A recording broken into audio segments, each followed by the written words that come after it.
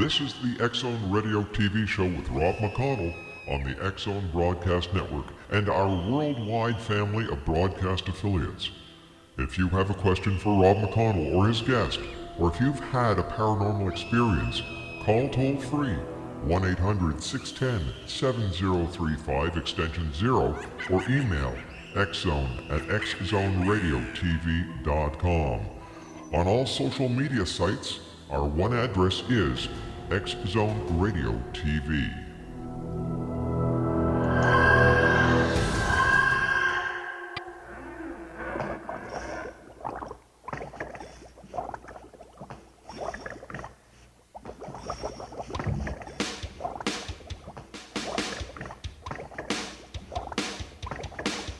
I was working in the lab late one night when my eyes beheld an eerie sight. For my monster from his slab began to rise, and suddenly, to my surprise, He did the mash, he did the monster mash. the monster mash. It was a graveyard smash. He did the mash, It caught on in a flash. he did the mash. He did the monster mash. From my love Natari in the castle east to the master bedroom where the And welcome everyone to this edition of the X-Zone. It is Halloween month here, and we're talking about everything that is weird, strange, bizarre, spooky, things that go bump in the night. And I'm just not talking about the guys who come home from the bars after a little bit more of indulgence than they should have. I'm talking about the spooky stuff, you know. We all have that in our lives. Well, I know I have spooky stuff happening, and you know, over the past 30 years, we've been talking to people from around the world, trying to understand what is going on. And you know what? We still do not know for sure. So what I decided to do this month was to invite people who deal with this paranormal phenomenon on a full-time basis. And my guest this hour is Joanne Emmons, and she is a network performance engineer for a Fortune 100 company by day, and spends her night and weekends helping people with their paranormal issues.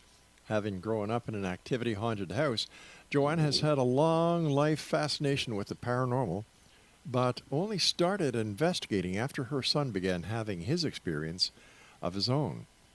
Now, in 2011, Joanne founded Paranormal Consulting and Investigations of New Jersey to help people with paranormal issues like the ones she grew up with.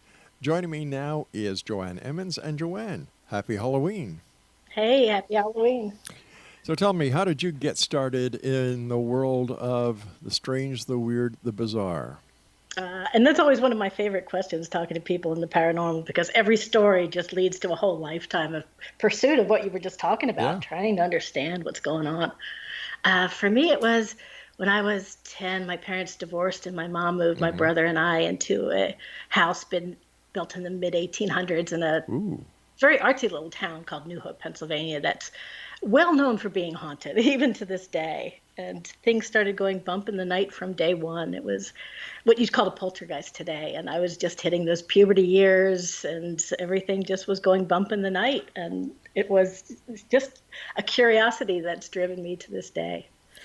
Do you find that more and more people are coming out of the closet, so to speak, with their paranormal experiences thanks to television shows and the radio shows that are, you know, now abundant everywhere you go? Right. Yeah, definitely. And definitely starting with the ghost hunters and from then on with the TV and stuff like that. It's not, I still don't come out much at work, so to speak. But it's not quite as taboo as it used to be. And you start the subject and you're not going to end for an hour. We just go on. Anybody you talk to, it's great. So, Joanne, why do you think that the subject, after all these years, is still taboo? Oh, a lot of people just don't believe. And even a lot of our own clients write to me, talk to me and say, I didn't believe in this stuff at all, and then it happened to me. So I think when you don't believe and you're a doubter and it's just you grew up with your parents telling you it was all a bunch of bunk and poppycock and now we're here. Now I think we talk about it more, and I actually think things are picking up in the world too a little bit, and maybe it is because we're talking about it.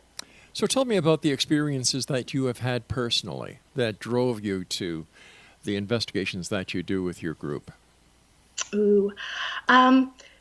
So let's see. So my son was probably about the same age I was, 10 or 11, when I first started having experiences. He and I went to a famous haunted place in New Jersey called the Spy House, very historic. And I was definitely into the paranormal, but I was focused on raising my kid at that time. We were out doing a seashell hunt or something like that. And as we were heading out of the door just around sunset, he looked up at the window and we're walking to the car and he started singing that song where the chorus is "Somebody's Watching Me." And my son does not sing ever in his life, never. So I asked him what was happening and he said he had felt like somebody was in that upper window watching him. So when we left there, I happened to go to a bookstore, dropped him off at home, ran to the bookstore to try to catch the end of a paranormal book author that was there about New Jersey and hauntings. And I missed him, but I grabbed the book. And of course, I opened it right up to the part of the Spy House. And right at the end, he says, and people walking down the beach right at sunset feel like someone's watching him out of that top upper window. Wow. And it just, yeah. And it just, in a way, it gave me permission. Like if my son's experiencing things, and I know I did, maybe I can get back into this because it's not going to hurt him. He's already doing things. I'm not going to push things on him. But he kind of opened the door for me to say it was okay. And after that, he actually had a couple years of seeing probably more spirits than I've ever seen in my life during his early puberty years. Then he shut down, and he's kind of still shut. He's trying to open up again now at 22, but that was kind of my nod from the universe that this is going to be with you no matter what you do, so go for it. So what were your experiences? You know, I understand that your son had the experience, and is it passed from one generation to the next? Yeah, I think my family definitely has something about being open with them, especially because the poltergeist stuff I grew up with, a lot of that is psychokinetic energy and issues, although even after I moved out, there was still some haunting going on for years, even to this day. So I think what drove me, other than the experiences in that house, which were objects moving and things, just like walking into the kitchen when everybody was in the family room and you'd go in to get something and every drawer and every cabinet door was open, typical poltergeist. Or we'd all be in the family room and you'd hear this clink, clink, clink, clink, clink down the wooden hallway out the door. And you'd go out and there would be an old wheat penny from the 1940s or 50s sitting in the hall. And everyone in the house was in that room with us. There was just no way. That happened 6, 7, 8 times to the point where my mom wouldn't let me go out and look anymore after the sound started coming. She's like, no, we know it's out there. Just don't go.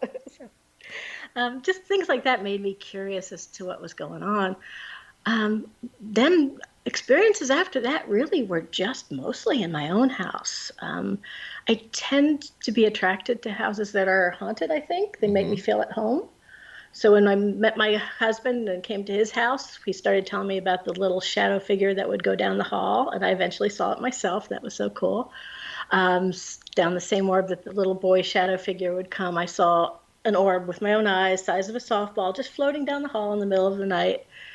And lots of stuff has happened in this weird house. The one, I think I bring stuff home. So one of the weirdest was right after I'd been to an investigation at the Burlington County Prison, which is now a museum in Mount Holly. And I had the little boy I was just talking about, I seen a shadow, and I think I had actually crossed him over, so I had stopped talking to him for a while. So one night I said out loud, I said, hey, I think you're gone, but if there's anyone here that wants to talk to me, just give me a shout. Just shout in my ear, and I'll know you're here. And from that day, for the next 4 or 5 days, we had a series of really weird events. My husband saw a man-sized shadow figure walking down the hall. I was at the top of the stairs with my son, and all 3 doors started rattling around us. We went downstairs, and he went first, and he said, hey, Mom, there's a big black shadow in the top of our 2-level foyer. So just lots of weird stuff. But the culmination was I was in my bathroom just looking in the mirror and not thinking about anything paranormal. And I literally watched my head swamp to the right-hand side as something punched me in the ear. And I could feel it not only hit me, but go through me into my eardrum. And it didn't hurt. And the sound was like the twang of a guitar string. So it was almost like someone wasn't really attacking me. They were just shouting in my ear, just like I'd asked. But it scared the bejeebies out of me watching myself get kind of attacked in the mirror. And so I talked to it after that and said, hey, we know you're here. You did what I said. Thank you. You can go back now. And it was quiet after that. So, In your opinion, why are there spirits that hang around and other spirits go to wherever spirits go? yeah, I think that's one of the big questions we always try to answer. And assuming much of what we talk to are spirits, I definitely believe in the unfinished business. I'm lucky enough to work with an amazing medium in our team, Christy Talone. And so through her, we can talk to the spirits and find out why they're here and what's going on and whether they're ready to cross or not ready to cross. And it actually gives us a lot of confirmation on some of the evidence that we found and stories that we heard. But yeah, I think it's a lot of unfinished business. We've heard a lot of stories, murders, of course, and things, and people who were just upset and angry at the time of death, or there was something they just couldn't accept. So really, a lot of that is true. All right, so what kind of evidence have you as an individual or you and your team been able to collect to kind of show people that, hey, look, it's real? The EVPs are still my favorite, electromagnetic voice phenomena, the bread and butter of any paranormal investigator, I think. We have gotten just so many amazing EVPs at different places that interact with you. So it just totally blows the theory of it was a truck driving by or something like that. They're talking about your scene and what's going on. They're talking about your environment. They're listening to what you say and jumping right in. Some of them are muddled and you can't quite hear. Others are so darn clear as day. It's just amazing. One good one, we were at a fire department north of Philadelphia where in the 40s and 50s there'd been a boiler explosion, and unfortunately several of the firefighters had passed on. Oh, gosh. So we were up in the upper level that used to be, the hangout area, and the chief's office was up there, and we were setting up our equipment and talking about things. Kim, my director of public relations, is just a really wonderful girl, and she has this great way of setting up timing on recorders, so we have timestamps that are the same on all of them. So anyway, we're setting up, and I'm talking about that, and I mentioned it 2 or 3 times to all the investigators there. We're doing it Kim's way. And we got an EVP, a voice that was none of ours, 100%. No one else was there at the time, and the voice said, "Who is Kim?" So just really cool when they iterate that they're listening to you. Another really cool one I got, they have different frequencies and fluctuations, but some of them that you get are these, I call them little tiny voices. They're clear as day, but they're not loud at all. You almost have to amplify them to hear them, but when you do, it's still clear as day. And in Woodbury, New Jersey, there's a wonderful house that we've been to a couple times. And one of my investigators was in the basement, and he, very no couth, just said straight out, "How do you know you're dead?" Or "Do you know you're dead?" I think it was the question. And the EVP that came back was a woman's voice. "You're a con. I'm not dead." And that was just so telling to me, because from where they are, where they stand, maybe they're not dead people all the time, and maybe to them we are the ghosts. Maybe we're invading their time and space and leaking through wherever they are. So that was kind of cool. All right, listen, you and I have to take our first break, so please stand by. Great having you with us, and thank you so much for taking time out of your day to be part of the show. We really appreciate it. Exonation, our guest this hour is Joanne Emmons, and if you'd like to find out more about Joanne's team, their website is pcinj.org. That's pcinj.org. And this is Halloween month here in the X Zone, and as you know, this is a place where people dare to believe and dare to be heard. It's a place where fact is fiction and fiction is reality. And we come to you Monday through Friday from 10 p.m. Eastern until 2 a.m. Eastern right here on the X Zone Broadcast Network, Talkstar Radio Network, Mutual Broadcast Network, and a host of other radio stations and networks around the world. I'm Rob McConnell. We'll both be back on the other side of this break, so whatever you do, don't go away.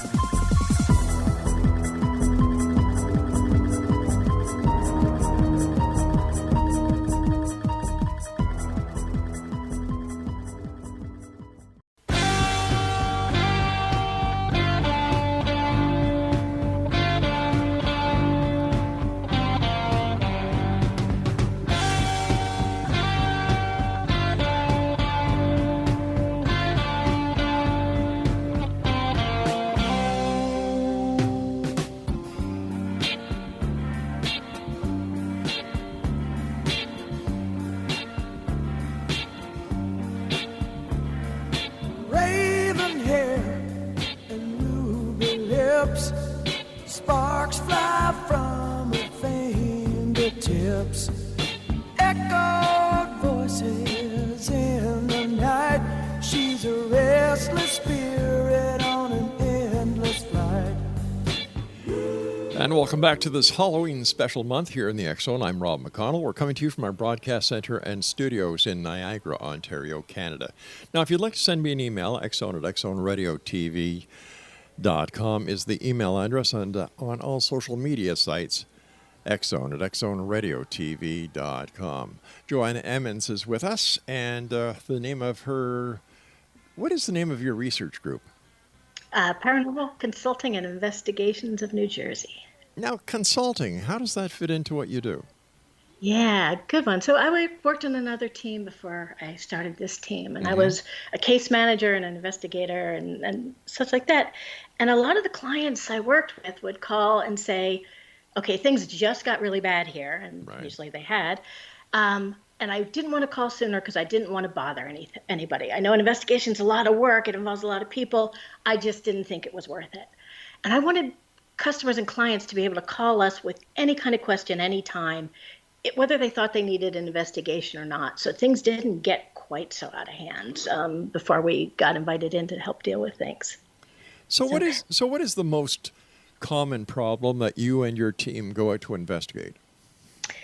It actually cycles over time and through the seasons, different things in different times. And like right now, post-COVID, there's a lot of people stuck at home. So there's a lot of energy buildup, psychokinetic activity going on, thought forms and things that are spinning up and kind of out of control, different than usual. But we do get a lot of the usual, I call them Casper cases. Things are just going bump in the night, and they've been going bump for a while, and suddenly something happens in the home that escalates the activity. A new person moves in. There's additional stress caused from something the family's going through. And the activity just kind of amplifies, and then they just need to know what's going on. A lot of times they'll see a black shadow and assume it's demonic or something negative there, and they're just kind of want to know a little bit more because, I would too. If I had something living in my home, if I had a spirit, I wouldn't mind so much, but I want to know who it is and what they want there and, where they're from, and all that kind of stuff. So a lot of people are just seeking confirmation and a lot want a little bit more information about who's there and why. Of course, some of them just want things gone. Just, I don't care who it is, just get rid of it. That's always fun. You mentioned the demonic aspect, and are you finding more and more people are breaking away from ghosts and going towards demons in this day? Possibly. There's definitely more of an interest of it. Anybody in this field needs to be not necessarily a demonologist, but needs to know enough to differentiate some of the negative hauntings, what's demonic, what's not, how not to make things worse when you go into somebody's home and they have something that's potentially negative. Our team doesn't deal with demonic per se. We have partner teams and consultants and things that are demonologists that can work that kind of thing. So typically I vet that out before we have a case if there's something negative. But that said, very little of what we encounter is what I would consider even potentially demonic. There's scratching and pushing down stairs and lots of negative stuff that's going on. That's just a nasty old human spirit doing it all. So, we've got 2 cases right now that are, I would call them the negative side, some extremely negative, even resulting in attacks on some of our team members that are trying to work the case, psychic attacks. But I don't think they're demonic. I think it's just we've irritated a spirit who knows that he had a grip on somebody and we don't want him to have that grip anymore, so we're working it. How does a spirit acquire a grip on someone? Ooh, a lot of it, unfortunately, is past drug use, past alcoholism, things that make you vulnerable to something that's around that just gets a hold of you. There's always, a lot of people think Ouija boards and such like that. I actually use Ouija boards, spirit boards and such, but there's a way. It's like, if you're going to handle a weapon or drive a truck, you need to know what you're doing and do it safely. It helps. And there's definitely people who use Ouija boards and things and have fun and invite stuff in that shouldn't be invited in. Not as frequent as people might think, but it definitely happens. And we're finding a lot more of there's a lot of people who are what I call sensitive, empathic, very, very open, more than I think there used to be 20, 30 years ago. And these people, if a lot of them know they're open and just kind of ignore it, and they leave themselves wide open doing that to just bring home things that wherever they work. A lot of these, this type of people will work at a hospital or a place where there is a lot of pain and death. And sooner or later, somebody starts coming home with them. So we get a lot of that as well. So does that mean if somebody goes to, let's say, a yard sale or an auction, or they buy something in an antique shop, they could actually be bringing something negative into their home? Yeah, definitely. And most people, and mostly not, it doesn't always happen that way. But that's one of the things we definitely look at is what did you, if you look at and try to diagnose a haunting when somebody calls you, you always look for where did it start? Was it there the day you moved in? Did it start, 5 weeks ago when you bought a little antique home? And that tells us a lot. But objects definitely hold energy. And I wouldn't say they're always haunted, but sometimes they are. And sometimes they just have energy that you don't want in the house, and that can stir things up a little bit. So objects are definitely something to be wary of. I personally don't do antiques just because I'm not sensitive enough to know if one's good or not. If I bring something home, I'll cleanse it, sage it, smudge it, get the energy off it a little bit. But people like our medium, Christy, she loves antiques, but she's really good. So she could go up to an antique and know if it's safe to bring home or not. So that's pretty cool. How long does it take you and your team to do an investigation? Let's say I called you up and I was in your area and I said, hey, I just bought a house here, Joanne, and I think there's something strange going on here. Can you and your team come over and check things out? How would you proceed with that phone call? Ooh, so good one. So we most of our inquiries come to us through either the internet or our Facebook page, but it's mostly via email. Sometimes from old clients and friends and such like that. Sure. But we always start with a questionnaire just to get some basic information so I can make sure I get the right case manager on the case and know ahead of time what kind of questions we want. We do a phone interview, at least with the client. If they're married, we try to include the spouse and just get as much information as we can so that we can start to, I call it, diagnose the haunting before we even decide if we're going to the home or not. Sometimes you don't want an investigation. They might call up and say, I need an investigation. But given the situation, you're not wanting to go in there and stir things up if it's negative activity. Sometimes you just need to go take care of the situation and tell them, don't even worry about who it was. Let's just get rid of it because it's not a good thing.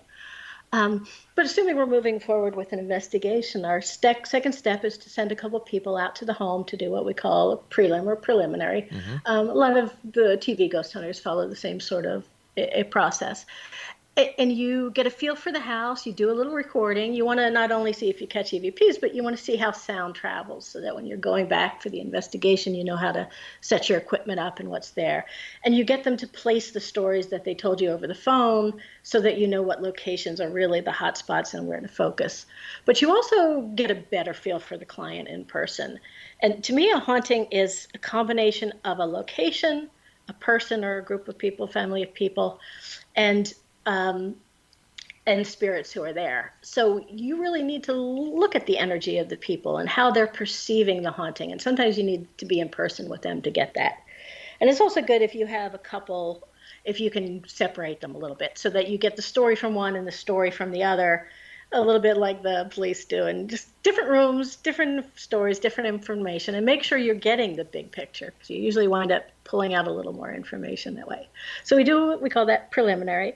And that gives us a feel for if we're ready to move forward with an investigation, if we think we'll get anything out of it. Usually we do. And night of the investigation, we usually do like 7 p.m. till midnight, 1 a.m. Doesn't take all that long.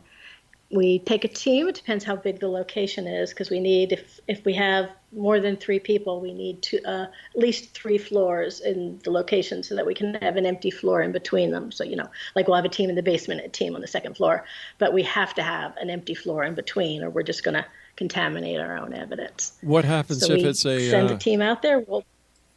What happens if it's a 1-floor house? Oh, then we just send a smaller team. Sometimes it'll take a little longer, but usually it's, small house, small location. So usually 3 people max for something like that, just so we're not walking all over each other. Now, how many people do you have in your consulting firm? 12 now, 12 direct members and a couple consultants. We cover the whole state of New Jersey, which is pretty big. And thank God for the internet, because we meet in person as often as we can, but we really can't do that very often. It's just, from my house to somebody else's house, it's a good 2-hour ride. So we cover the whole state by having what we call a northern team and a central and southern team for the different parts of the state. And we overlap and we do a lot of driving. But between the 12 of us, we have one prime medium and then second medium that's also an investigator as well. And then a couple of people just dedicated to investigating. A couple of them are team leads. One's a photography expert. So that just gives us the bandwidth by having 12 of us that we can cover all different aspects of hauntings and get the right case manager on the right job, depending on what the client needs. Now tell me, how long does it take for you, having been doing this all these years, to kind of, size up the situation and determine whether there's nothing there, the client is making it up, or we just don't know what's going on? You actually have to be careful at my level of age and experience not to do that too quickly. It's really easy when I see a customer's email come through saying, I've got this, that, and the other thing going on, and I'm right away, it's PK, psychokinetic, you don't have a spirit. And I got to back out of that and really listen to it and make sure I'm not putting my own assumptions on the case, because every case is so different. You really never get the same thing twice. But you can get a pretty good feel. If you talk to a client for an hour, you've got a pretty good idea of what's going on usually. Now, when you're doing your investigation, do you have the client leave the premise, or do you want them there for some reason? Yeah, a little of both. Part of it's what they're comfortable with, because we're going into people's homes and just, running around every room. If they're more comfortable staying there, they just need to be in one room, quiet. We'll put a recorder in there with them so that I don't listen to their conversations, but we want to be able to cross-reference anything we think might be an EVP with what they're doing and saying. If they are willing to leave, that's awesome. That gives us the house and some quiet to ourselves. But if we think there might be some interaction of the spirit to the client, a lot of times spirits will be very attached to one particular client in the home, or the client is sensitive, so there's some amplification that's going on where the spirit can interact much better when the client's around. So a lot of times we'll send them away for most of the night and then have them come back and do one session where we'll have the whole team just sit around the living room with the clients and see what we can pull together with their energy there. It does help. Fascinating. How many years have you been doing this? 11, I think, 12 Wow. or something like that. All right. It was when I first I started when I was my son got me interested in all this. Right. So I went online looking for one of these public hunts where I could just go and be with a group and investigate. I think Eastern State Penitentiary I was looking for near here, which is always awesome. And I wandered onto a group that had a place where you could apply for membership, and I'm like, people do this? You could do this? And I literally spent an hour and a half putting together this wildly overrun application for the group. And of course, was the minute they called and asked if I would join, I was in it from there. I was doing everything I could And do. the rest is history. You and I have to take our news break at the bottom of the hour. Please stand by. Exonation, Joanne Emmons is our special guest. The website is pcinj.org. And we'll both be back on the other side of this break as we continue here in the X Zone from our broadcast center and studios in Niagara, Ontario, Canada.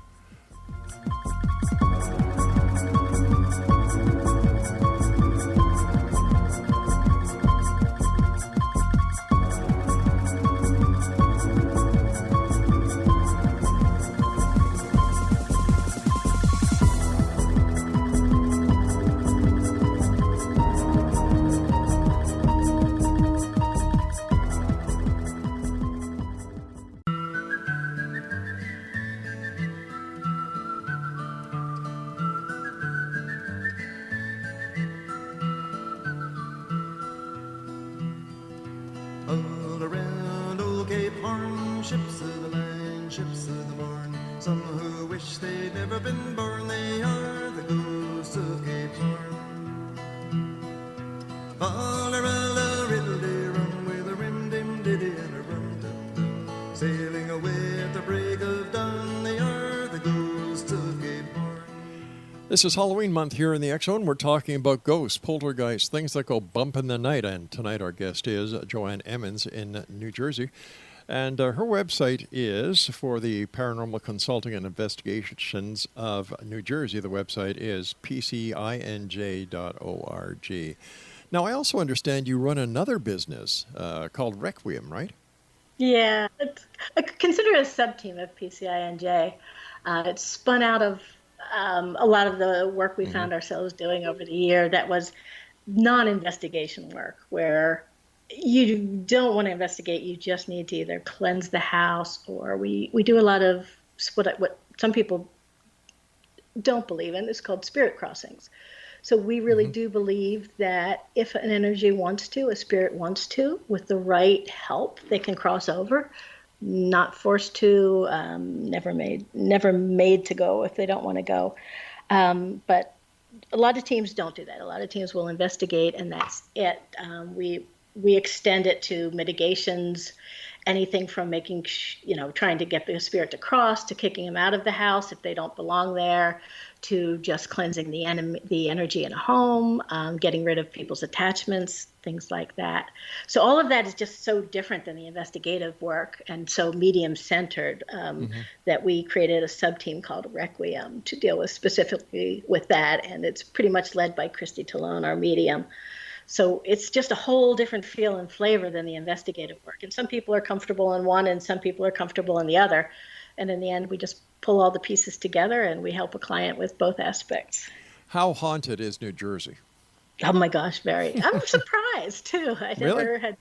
I'm from Pennsylvania, so when I moved here, I wouldn't have thought it was haunted. Yeah. But the energy just everywhere is just really cool. There's just a lot. We've got a lot of Philadelphia suburbs. We've got a lot of New York suburbs. So areas that have been populated for a very long time, and lots of Native American energy and lots of war, unfortunately, history through here. So there is just never a shortage of cases, unfortunately, or fortunately. Where is the most haunted location that you and your team have done an investigation? Ooh, so many. All right, give me your top three. How's Okay. that? Well, Eastern State Penitentiary is always at the top. It's just a fun place to go whenever you do an investigation. We do mostly clients, and so we have client confidentiality, and I'm not going to mention any of those. I can respect that. Cool. Gladstone Tavern in northern New Jersey, one of my favorite investigations. If I can go, it was one of the investigations where you pull together the history, because I do a lot of historical research for an old place, and then you interview people and get their experiences, and then you go in and you take the medium who walks through and participates in the investigation and picks up a lot of information and talks to the spirits that are there, and then you get the evidence. And you pull them all together in the end, and sometimes it just comes together just beautifully. In that case, the house, what is now the tavern, was built as a home in 1847, and by Andrew and Sarah Rarick. And you can actually see their name carved into the beams in the attic. And they had adopted, Sarah's sister had died in childbirth, so they had adopted a little boy as their own. And when he was 2, he had gone to visit relatives and went into a river and drowned, and it just devastated them. So they had wound up moving out of the house 10 years later and had their life.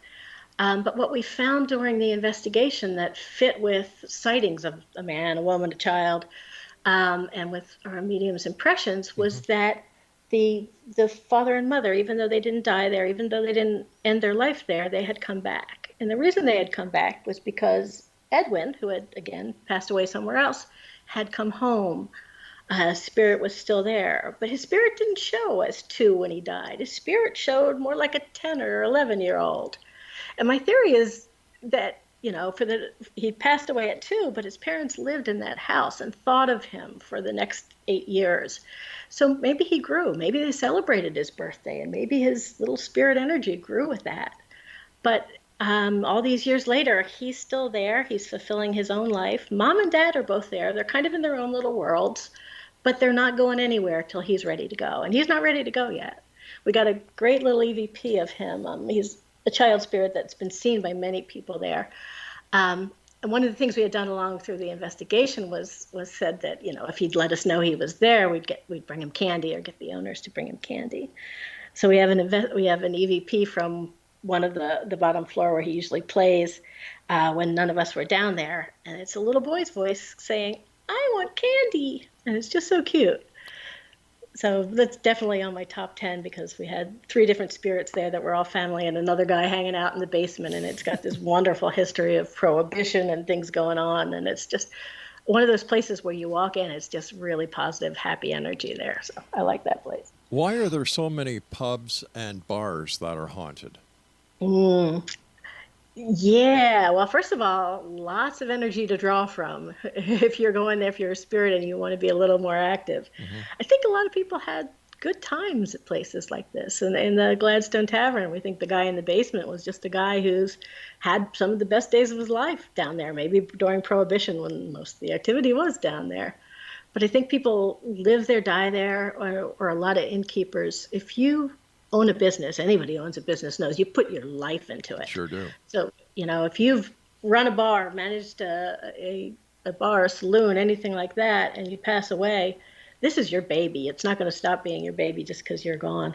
So I think that has something to do with it too. Yeah, my staff is convinced that when I pass on, I'm going to haunt the studio and the offices. It's a threat, right? I hope so. Because I'm looking at, spending time on the other side, relaxing. Yeah, some of us aren't ready for that yet. Yeah. My wife says, "You don't sleep a lot." I said, "Well, no, when I'm not here and I'm on the other side, I'll get all the rest I need, so why ruin a good thing?" There you go, exactly. Is there any demographics that or any analytical information that you have been able to amass as to who, what, when, where, why certain people encounter the paranormal and others don't? For example, I've been on many ghost tours, ghost walks, historical walks, brought into haunted theaters, doing TV shows. I don't get anything. The people beside me can, they're right saying, "Rob, how come you can't hear it?" And I don't. And that drives me crazy too. And Yeah. we're somewhere in my medium's like, it's right there, it's right in front of us. Here's what we're talking. I can't see it, I can't hear it. But I'm a little more open than that. So I think some people just have an energy that shuts things down, that keeps things blocked. Maybe it's for a reason. Maybe your spirit doesn't want to. I started my team with a woman named Pat Kibbe, who's now moved on and does demonology. And she was one of those people where, she would tell you herself she's going to scare everything away. When she shows up, there's no activity. She is shut. But doesn't that make a perfect demonologist, though? Because those are the people who don't want to be open. So right path for her. But there's more and more people, I think, these days that are open and their energy shines a little brighter, looks a little different, might attract spirits a little bit more. Hard to say, though. But definitely some people have trouble ever experiencing anything. You see, my past, I'm an ex-cop. And being a police officer, and, I used to do investigations, we work on fact and evidence. And some people have told me, well, that's why, Rob, is because you're looking for facts, you're looking for evidence, you're not opening yourself up to the possibilities. Yeah, very likely. Yeah. Very likely. Now, when you clear a house, and let's say somebody doesn't want a spirit in their house, they move in, they find out there's a spirit, and they say, "Nah, don't want this person here." How do you get rid of them? So part of it depends where the spirit came from. If this was their house first, I'm not one who's going to go kick them out. So I'll try to cross them over if they want. If they don't want, we can work with them on keeping quiet, leaving the clients alone. We can work with the clients on what we call verbal control, which is one of the strongest ways you can influence a haunting in your house, just setting down ground rules without screaming, yelling, just, this is what I need you to leave me alone at night. So if the spirit's of the house, I don't tend to kick it out unless it's negative, unless it's causing trouble. But if it's followed you home from a graveyard or something like that, we can do certain things if it's not ready to cross to kick it out, to protect the house. We use sage a lot, tincture bells, change the energy and the vibration of the house. The old thing with salt putting borders around things, and we'll use religious metals as well, but only if that's something that the family that lives there believes in. If I believe in a religious metal and they don't, it does no good at all. So lots of different things, but it really depends on the situation. And a lot of times our medium will have guidance and be given guidance from her guides as to, for this particular thing, here is what we want to do to get rid of the energy to protect the house. Now, when you say help somebody cross over, where do they cross over to? Gosh, I wish I knew. And it's kind of scary saying, we think this is the right place for you to go, so go. But when we open those doors, you can feel the energy, and it's just really, really amazing. And sometimes I still do wonder to this day, am I just dreaming this all? There's a really spirit there. Are they really crossing over? How do I know? And one of my favorite cases from northern New Jersey that gave me at least a little confirmation on this, other than the fact that I can feel it. And sometimes they do come back and say thank you, which is amazing. Wow. But we had a case where the woman, it was a family in a house, a woman and her husband and a young child. And she had actually grown up in the house, and now her parents, who had used to have the house, had moved a couple of doors down. So during the investigation, she went to her parents' house a couple of doors over, and one of the spirits that we encountered was a man, I'm sorry, I don't remember if he was younger or older. His wife's tombstone, not her grave, but just the tombstone itself, a piece of slate, was in the garage under this outhouse building. And he was hanging around looking for her. He couldn't find her. So Christy helped us work with her. And at the moment we crossed him over, I could feel the energy change. A flashlight that we had flashed on, and it just felt right, seemed right. So we went on. The client came home at the end of the night, and she looked at me and she said, "So what happened at 9:47?" And I'm like, "I don't know. What happened at 9:47?" She said, "We were all sitting around the table, and the chandelier above their table started shaking, and she heard this big popping sound." And popping sounds are something that a lot of people hear when a spirit crosses, or at least we think we do. So, of course, I went back to the tapes, and we used network time to monitor our recorders, so we're within a minute. And by gosh, we had crossed that gentleman over right at 9:47. Unreal. Yeah, so as he went, found them a couple doors over, said his goodbye, and that was just pretty cool confirmation, at least. Do they ever come back? Oh, that's a really good question. I think they can. I think when they come back, and I don't think it's a straight transition. Sometimes there's intermediates that different spirits, especially who have been into drugs and have had hard issues in their life, can be at an intermediate place for a while. When they come back, we believe, it's as a different energy. You're what we call a crossed over spirit. So these are the visitations you get where you're crying on your bed and you feel an arm around you, or you see a flower that is something that your mother used to love all this time, and it just comes out of nowhere. So crossed over spirits, we do believe, can come back. They come back in different ways. They don't haunt us or hang around, but they can also come back. We've had several that have been hanging around kind of full time when someone in the family has a health issue. All right, let's hold it right there, and we'll continue about health issues and spirits on the other side of this final break. Exonation, our guest this hour is Joanne Emmons, and she is the founder of Paranormal Consulting and Investigations of New Jersey, and their website is PCINJ.org. And Joanne and I will be back on the other side of this break as we wrap up for this hour here in the X Zone with yours truly, Rob McConnell, from our broadcast center and studios in Niagara, Ontario, Canada.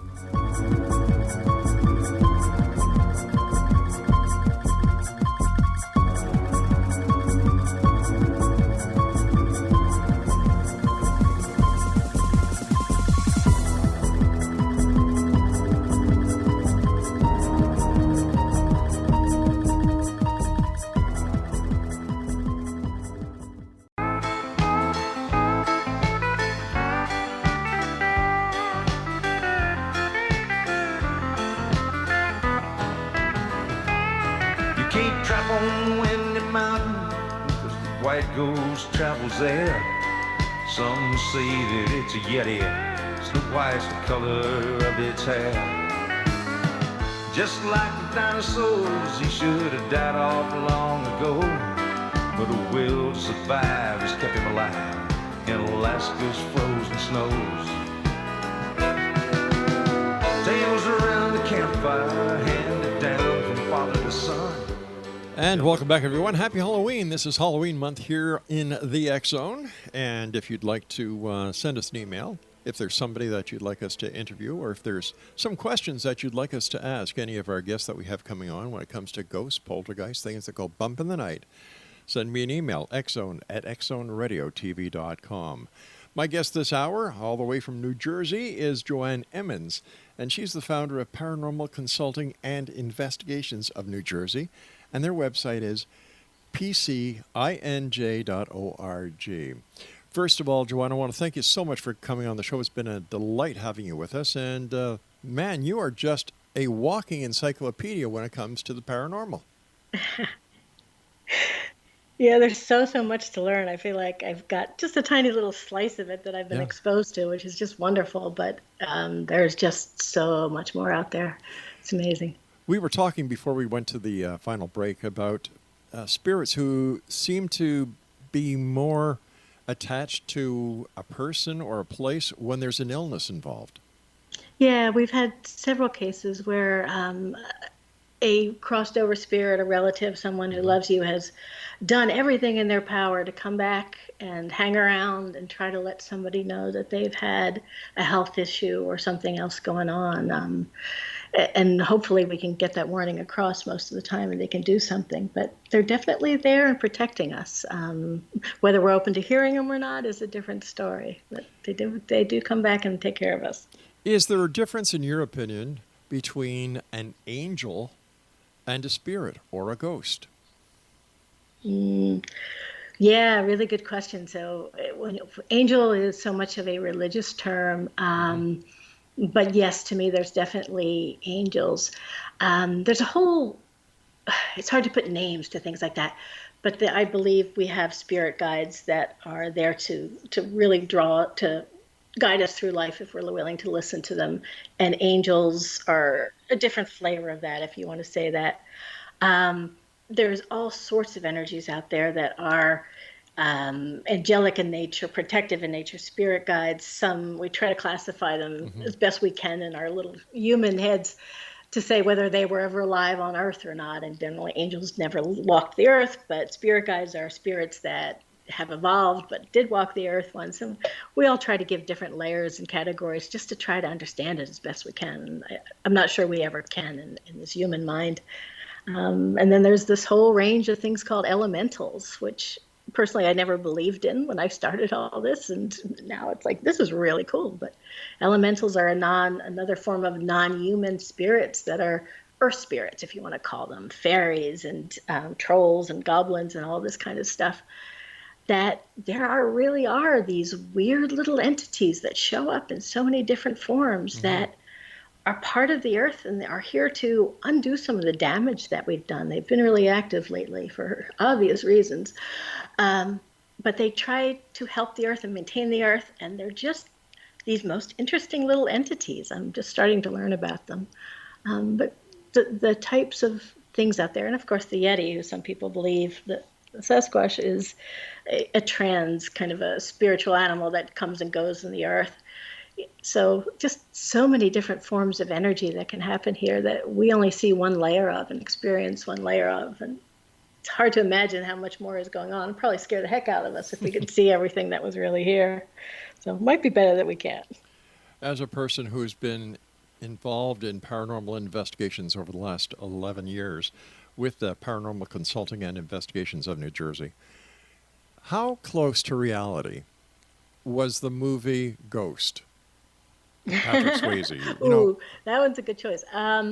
Probably fairly good, probably really well on. And every spirit's journey is different, of course, but things like that really do happen. And it's pretty amazing. Somebody once asked me, Rob, when you do your Halloween specials, how come you don't use the theme from Ghostbusters?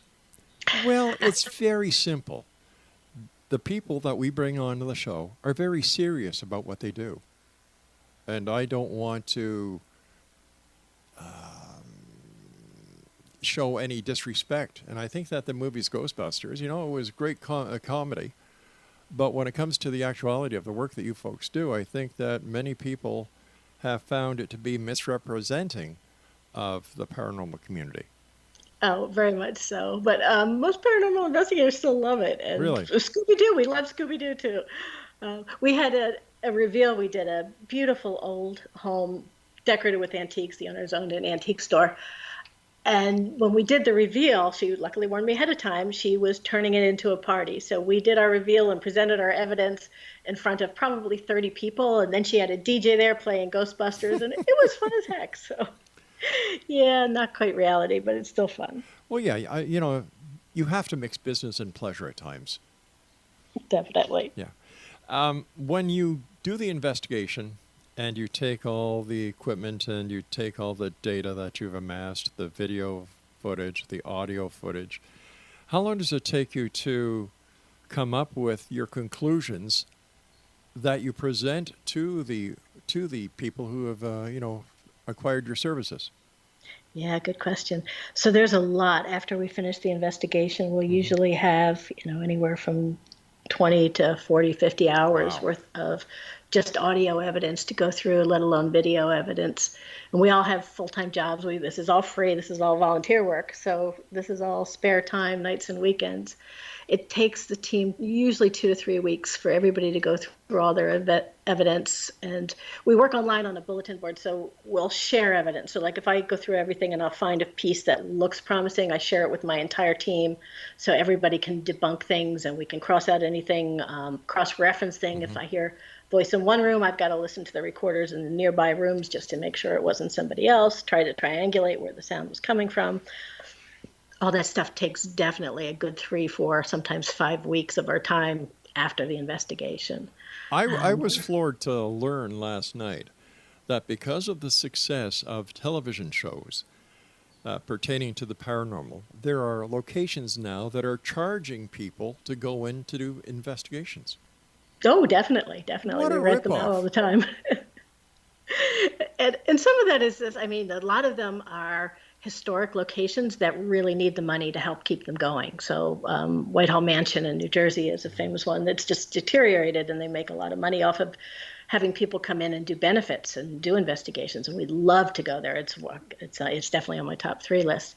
But it's a way of earning money for most people to help maintain a property that otherwise might deteriorate. So not always a bad thing. But don't they realize that if a group like yours comes in, does an investigation, and then promotes it, because that's what you folks do with the investigation information that you have, get other people interested, go in and help create the paranormal tourism industry as it has grown into these years.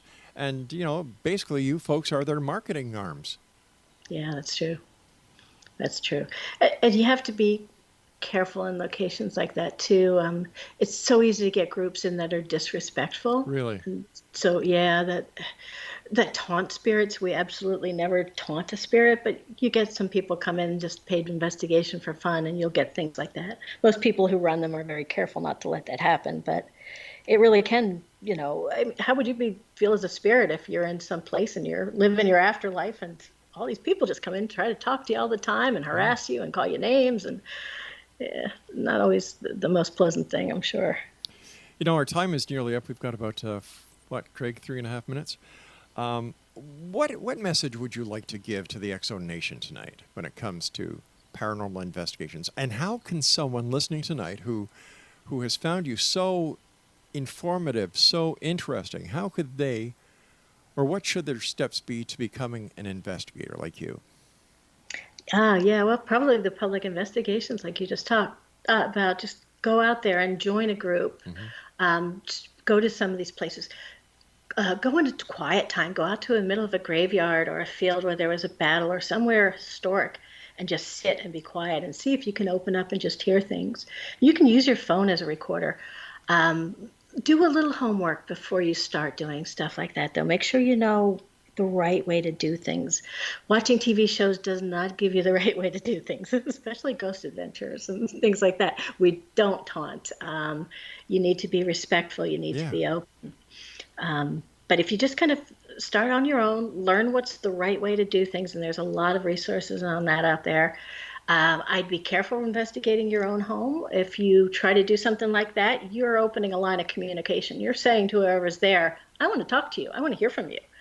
And maybe that's okay, or you might regret that a little bit later. So a lot of investigators won't even investigate their own homes. You just kind of have to feel through that a little bit. But be careful, be cautious. Don't go doing things that might make things worse. If you have a friend or neighbor who thinks they have a haunting, don't go smashing in there and not know what you're doing and stir things up, because you get to leave and they don't. So, but there's definitely stuff that you can do to learn, to start investigating, to use your phone to start recording things, to just try opening yourself up to some of the energies out there. That's pretty cool. How can a listener know who to go to and who not to go to? What are some of the red flags when investigating? How, should I join this group or should I join that group? Yeah, good question. If any group that charges money, just walk away. Really? Look for a group that is open-minded, that does not believe that they know everything. I like to look for groups that are, some are religious-based. I like people who are more open-minded about, we really have no idea what the right answer to anything is out there. So just see, a lot of it is who jives. Our team is just amazing. I think we've had no churn for the last year and a half, 2 years now. And they're great people. It's like a little family to us. So part of it really is just find somebody who has similar philosophies to you, that you get along with, that your energy is good with their energy, and you just support each other and have fun together and learn about what's out there. Back to what you were saying in the beginning, trying to understand. So find a group that you can do that with, that's looking for the same answers you're looking for. If somebody listening tonight would like to contact you because they live in New Jersey or the area where you do help people, how can they best contact you? PCINJ.org. We've got two questionnaires on there. One is for, or two emails. One is for consultations. One's for investigations. If you don't know, just start with the consult. And we do consultations throughout the country. If we're talking, we can't come in person, obviously, if you're in Canada, but we could. Come on. We're not that far. So we've done consultations in Canada. We've done them in Egypt. We've done them in Alaska. So we can talk you through things most of the time. And then if we feel like you do need a group, we can help find a local group that looks to us that's trustable. We can reach out to them. There's certain networks that we're part of. Excellent. That would help. And where can people get a copy of your book, I Think My House is Haunted? Yeah, I think it's still on Amazon. Wow. It Cool. should be out there. Yeah. Well, listen, congratulations on all the great work that you and your group do. Please give my best to all the members of your team. And don't hesitate in coming back. We'd love to have you on the show again to talk about many of the other cases that you and your team have done. Awesome. Thank you so much. This was fun. Nice talking to you. And once again, happy Halloween. Happy Halloween. All right, Exo Nation, our guest this hour has been Joanne Emmons, and she is the founder of the Paranormal Consulting and Investigations of New Jersey. Their website is pcinj.org. Now, I'll be back on the other side of this commercial break with the news at 6.5 minutes past the top of the hour as we continue here in Halloween month in the X Zone, because this is truly a place where people dare to believe and dare to be heard. We're heard Monday through Friday from 10 p.m. Eastern until 2 a.m. Eastern. And don't forget the X Zone TV channel, 24/7, 365 broadcasting of great movies, interviews. Man, we even have people on there teaching shaman. What does a shaman teach? Shamanism. Thanks, Greg. Check them out. The X Zone TV channel is exclusive to Simul TV. I'm Rob McConnell. Don't go away.